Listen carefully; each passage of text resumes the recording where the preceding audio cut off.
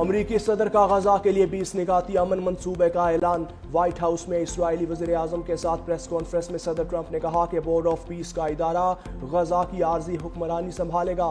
وہ اس بورڈ کے صدر ہوں گے، جبکہ سابق برطانوی وزیر اعظم ٹونی بلیئر بھی اس کا حصہ ہوں گے۔ نئی انتظامیہ میں حماس کا کوئی حصہ نہیں ہوگا۔ امید ہے حماس سے بھی مثبت جواب ملے گا۔ منصوبے کو عرب اور مسلم ممالک کی حمایت حاصل ہے۔ منصوبے کے تحت فریقین کی رضامندی کے بعد غزہ میں فوری جنگ بندی ہوگی۔ اسرائیلی فوج کا غزہ سے مرحلہ وار انخلاء یقینی بنایا جائے گا۔ فریقین اسرائیل کے انخلاء کے لیے ٹائم لائن پر راضی ہوں گے۔ امید ہے ایران ایک دن ابراہیمی معاہدے کا حصہ ہوگا۔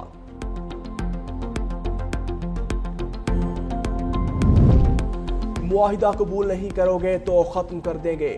امریکی صدر نے حماس کو دھمکی دے دی۔ بولے اگر حماس نے معاہدے کی منظوری نہ دی تو پھر اسرائیل جو چاہے کرے۔ اسرائیلی وزیر اعظم نیتن یاہو بولے حماس نے رضامندی نہ ظاہر کی تو بھی اسرائیل اپنے مقاصد حاصل کرے گا۔ یہ آسان طریقے سے ہوں گے یا سخت طریقے سے، لیکن اسرائیل انہیں حاصل ضرور کرے گا۔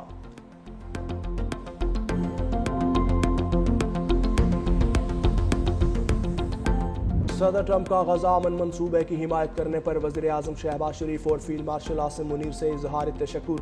کہا ان کے امن منصوبے کو پاکستان کی مکمل تائید حاصل ہے۔ وزیر اعظم پاکستان اور فیلڈ مارشل عاصم منیر ابتدا ہی سے ہمارے شانہ بشانہ رہے۔ انہوں نے اس حوالے سے ناقابل یقین تعاون کیا۔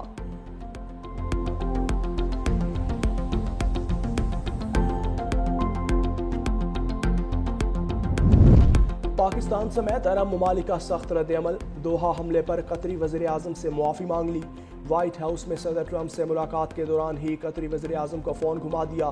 9 ستمبر کو قطری خود مختاری کی خلاف ورزی کرنے پر معذرت کی۔ حملے میں ایک قطری سیکیورٹی اہلکار کی ہلاکت پر افسوس کا اظہار کیا۔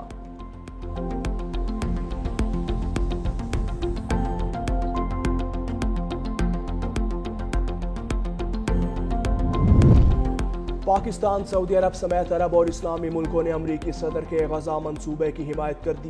عرب میڈیا کے مطابق سعودی عرب، اردن، متحدہ عرب امارات، انڈونیشیا، ترکیہ، قطر، مصر اور پاکستان کے وزرائے خارجہ نے مشترکہ طور پر امریکی صدر کی غزہ جنگ کے خاتمے کی کوششوں کو سراہا۔ سعودی قومی پریس ایجنسی نے تصدیق کی ہے کہ ان تمام ممالک کے وزرائے خارجہ نے امریکی صدر کی قیادت میں غزہ جنگ کے خاتمے کے لیے کی جانے والی کوششوں پر اعتماد کا اظہار کیا۔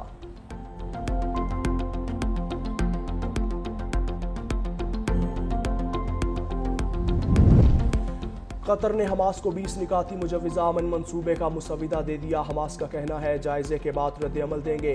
کہا صدر ٹرمپ کے غزہ میں جنگ کے خاتمے کو یقینی بنانے کے لیے منصوبے کا خیر مقدم کرتا ہوں۔ یقین ہے کہ فلسطینی عوام اور اسرائیل کے درمیان پائیدار امن کے لیے پلان ضروری ہے۔ میری پختہ رائے ہے کہ صدر ٹرمپ اس نہایت اہم اور فوری معاملے کو حقیقت میں بدلنے کے لیے ہر ممکن تعاون فراہم کرنے کے لیے پوری طرح تیار ہے۔ صدر ٹرمپ کی قیادت اور اس جنگ کے خاتمے میں خصوصی ایلچی اسٹیو وٹکوف کے کلیدی کردار کو سراہتا ہوں۔ پختہ یقین رکھتا ہوں کہ دو ریاستی حل پر عمل درآمد خطے میں دیر پا امن کو یقینی بنانے کے لیے نہایت ضروری ہے۔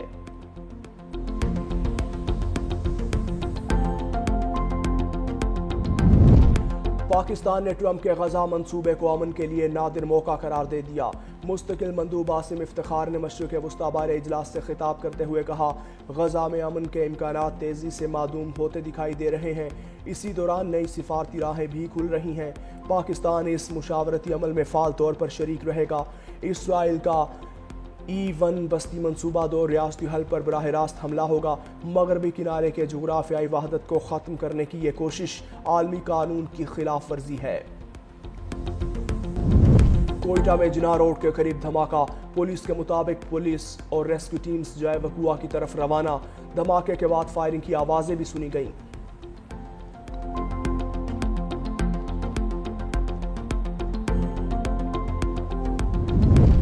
سپریم کورٹ نے جسٹس طارق محمود جہانگیری کو کام سے روکنے کا اسلام آباد ہائی کورٹ کا فیصلہ کالعدم قرار دے دیا۔ آئینی بینچ نے جسٹس طارق جہانگیری کی اپیل منظور کر لی۔ جج کو عبوری حکم کے تحت کام سے روکا نہیں جا سکتا۔ اٹارنی جنرل کا عدالت میں موقف۔ جسٹس جہانگیری کے خلاف خود درخواست گزار میاں داؤد کا بھی اٹارنی جنرل سے اتفاق۔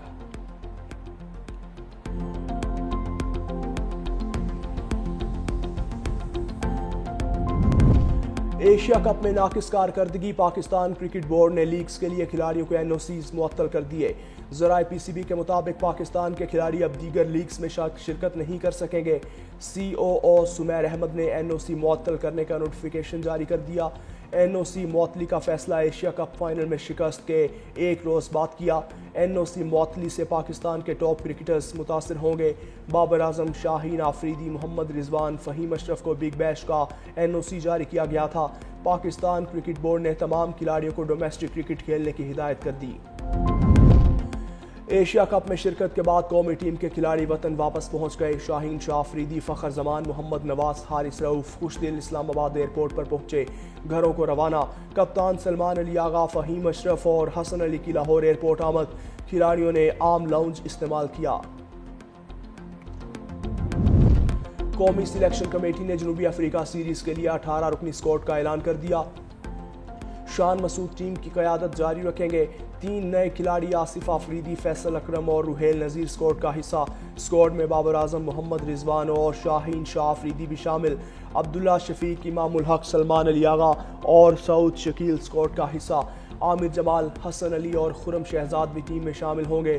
اسپنرز میں نعمان علی، ساجد خان، کامران غلام، ابرار احمد ٹیم کا حصہ۔ پہلا ٹیسٹ 12 اکتوبر سے 16 اکتوبر کو لاہور کے قذافی اسٹیڈیم میں کھیلا جائے گا۔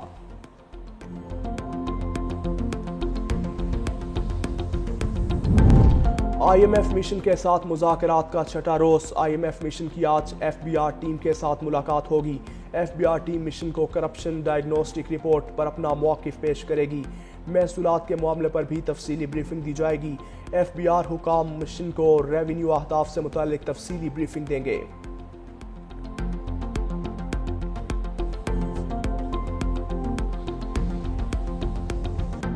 اسٹاک ایکسچینج میں ریکارڈز بننے کا سلسلہ جاری۔ کاروباری ہفتے کے دوسرے روز زبردست تیزی کے باعث سے ایک اور ریکارڈ بن گیا۔ 100 انڈیکس 1,65,000 سے تجاوز۔ بازار حصص کے 100 انڈیکس میں 1268 پوائنٹس کا اضافہ ریکارڈ۔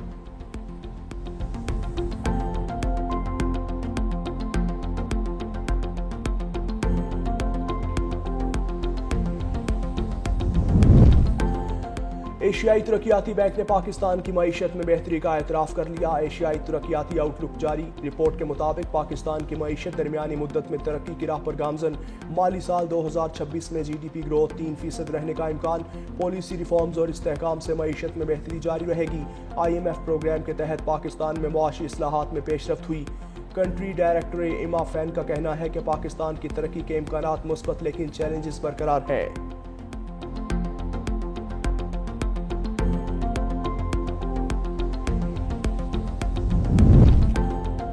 انکم ٹیکس ریٹرن جمع کروانے کا آج آخری روز۔ FBR نے ڈیڈ لائن بڑھانے کی خبروں کی تردید کر دی۔